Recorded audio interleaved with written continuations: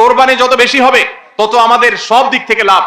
যারা কোরবানি বিদ্বেষী, সেকুলার, বিশেষ করে এক শ্রেণীর মুসলিম বিদ্বেষী নাস্তিক আছে, কোরবানির মৌসুম আসলেই দেখবেন এদের পাকা গজায়। এরা দেখবেন গরুর প্রতি মায়া এত বেশি, এত দরদ, তারা বলে আরে এতগুলো গরু জবাই করে ফেলা হবে, এই গরুগুলোর ভিতরে প্রাণ আছে, কত নির্মমতা। এরকম দেখবেন এরা এখন থেকে, এই কদিন পর থেকে দেখবেন সোশ্যাল মিডিয়াতে, ফেসবুকে তাদের এই সমস্ত জিগি শুরু হয়ে যাবে। আছে না নাই? এরা আবার সকাল বিকাল বিফ ছাড়া, মাটন ছাড়া, অর্থাৎ গরু গোশত আর খাসি গোশত ছাড়া, মুরগির গোশত ছাড়া তাদের নাস্তাও চলে না। তাদের নাস্তায় থাকে হলো আপনার চিকেন স্যান্ডউইচ, তাদের দুপুরে থাকে হলো বিফ কারি, তাদের রাতে থাকে হলো গরুর কালাবুনা অথবা মাটন, ডাল খাসি। 3 বেলা গোশত ছাড়া চলে না। কিন্তু মুসলমানদের কোরবানি আসলে তাদের কি হয়? অ্যালার্জি ছাড়া চুলকানি শুরু হয়। আছে না নাই? এই জন্য এদের প্রতিবাদে কোরবানি আরো বেশি করে করবেন, কিন্তু সেটা আল্লাহকে খুশি করার জন্য যেন হয়। কারে খুশি করার জন্য হবে?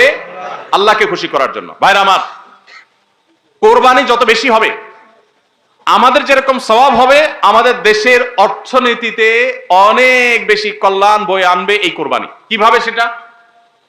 প্রতি বছর কোরবানিতে যে লক্ষ লক্ষ গরু ছাগল জবে হয়, এই লক্ষ লক্ষ গরু ছাগল এগুলো তো আসমান থেকে নাজিল হয় না, জমিন ফেড়ে বের হয় না।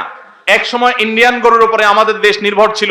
আলহামদুলিল্লাহ, গত বেশ অনেক বছর ধরে আপনারা দেখেন যে আমাদের দেশীয় গরু দিয়েই আমাদের কোরবানির ম্যাক্সিমাম চাহিদা প্রায় পূরণ হয়ে যায়। ইন্ডিয়ান গরুর উপরে এখন আর আমাদের কোরবানি নির্ভর নয়। এই যে গরুগুলো উৎপাদন হচ্ছে, আপনি উত্তরবঙ্গে গেলে দেখবেন, আমি যাই বিভিন্ন সময়, সিরাজগঞ্জ যাবেন, পঞ্চগড় যাবেন, ঠাকুরগাঁ যাবেন, দিনাজপুর যাবেন, বিভিন্ন জায়গায় যাবেন উত্তরবঙ্গে, দেখবেন যে কৃষকরা তারা অনেকে গরু পালন করছেন। আমরা সুন্নাহ ফাউন্ডেশন থেকে যখনই কোনো বিধবাকে, কোনো গরিব অসহায় মানুষকে স্বাবলম্বী করার জন্য বলি আপনাকে কোন জিনিসটা কিনে দিলে আপনার বা ভালো হয়, আপনি সেটা দিয়ে উপার্জন করতে পারবেন। বেশিরভাগ বিধবারা, বেশিরভাগ অসহায় মানুষেরা তারা বলে একটা গরুর বাছুর কিনে দেন, এক জোড়া ছাগল কিনে দেন, তাহলে এগুলো আমি সারা বছর বড় করব। এগুলো বড় করতে এমন কোনো ঝামেলা নাই। দোকানদারি করা অনেক ঝামেলার কাজ, চ্যালেঞ্জের কাজ, বাকি চলে যায়, টাকা তোলা যায় না, এগুলো সহজ। এই বাছুরটাকে আমি ঘাস খাওয়াই বড় করব। কোরবানি মৌসুম আসলে এই 20,000 30,000 টাকা দিয়ে কিনা বাছুরটা আমি 70,000 80,000 টাকা বিক্রি করবো, ডাবল হয়ে যাবে, আমার লাভ হবে। তাদের জন্য এটা সহজ। তো কোরবানির এই ইবাদতটা মুসলমানরা যেটা করেন এদেশে, এটার মাধ্যমে এদেশের আর্থ সামাজিক উন্নতি হয়। লক্ষ লক্ষ হাজার হাজার কৃষকের, পশুপালনকারীদের তাদের উপার্জনের মাধ্যম হয়। কোটি কোটি টাকা, মিলিয়ন মিলিয়ন টাকার ডিলিংস হয়, লেনদেন হয়, যেটা জাতীয় অর্থনীতির চাকা এটাকে ঘোরাতে সাহায্য করে।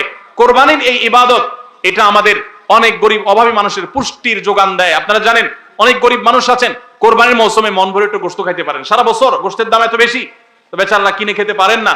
তাহলে কোরবানির এই গোশত, কোরবানির এই উৎসব, এই ইবাদত, এটার মাধ্যমে পশুপালনকারীদের উপার্জনের মাধ্যম হয়।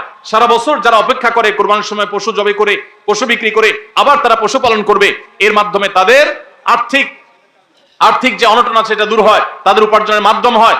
আবার গরিব অভাবী মানুষ যারা আছে, যারা পুষ্টির অভাবে থাকে, পুষ্টিহীনতায় থাকে, তাদের আমিষের অভাব থাকে, তাদের খাদ্যের মধ্যে আমিষ পরিমাণ মতো থাকে না, সেই লোকগুলোর এই কোরবানি উপলক্ষে এক একজন 2 কেজি 4 কেজি 5 কেজি গোশত পাইলে কয়েকদিন ধরে তারা আমিষ খেতে পারে, তাদের পুষ্টির যোগান হয়। ভাইরা আমার, এর মাধ্যমে লক্ষ লক্ষ কোটি কোটি টাকা লেনদেন হওয়ার কারণে দেশের অর্থনীতির চাকা সচল হয়। নানা দিক থেকে এর পার্থিব উপকারিতা আছে। যারা কোরবানির বিরোধিতা করে ওরা বসে বসে ওই মাটন কারি, ওই বসে বসে আপনার বিফ, বসে বসে চিকেন স্যান্ডউইচ এবং বসে বসে তারা বার্গার খাওয়া ছাড়া আর কোনো কাজ তাদের নাই। এদেশের অর্থনৈতিক উন্নয়নের পিছনে তাদের কোনো ভূমিকা নাই।